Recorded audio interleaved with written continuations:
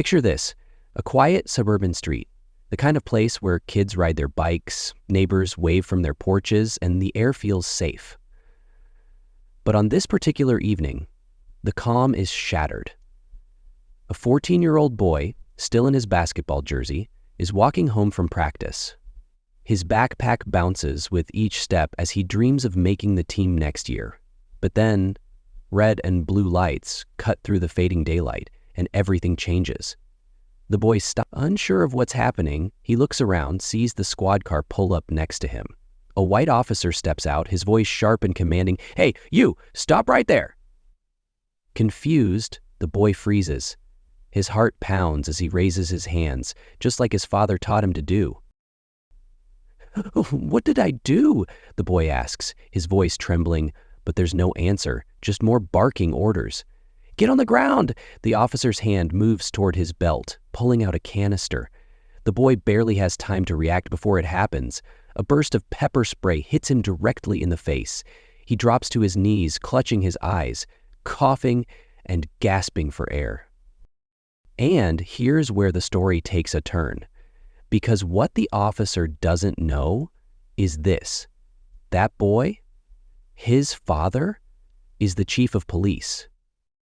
Knight, the police chief, known for his firm but fair leadership, gets a phone call he never expected. It's his son, crying, his words barely audible through the gasps.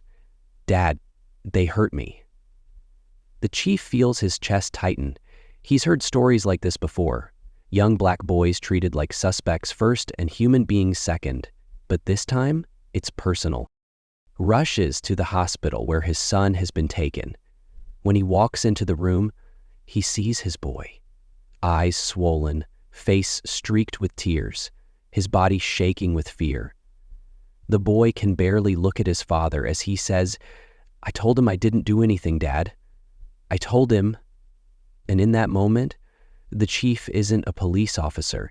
He's just a father, broken and angry. The next day, the chief doesn't walk into the precinct as he usually does. This time, he storms in. His badge feels heavier than ever as he demands answers. Who was the officer on patrol last night? Who did this to my son? The room goes silent. People exchange nervous glances. And then, a name is muttered. Officer Randall.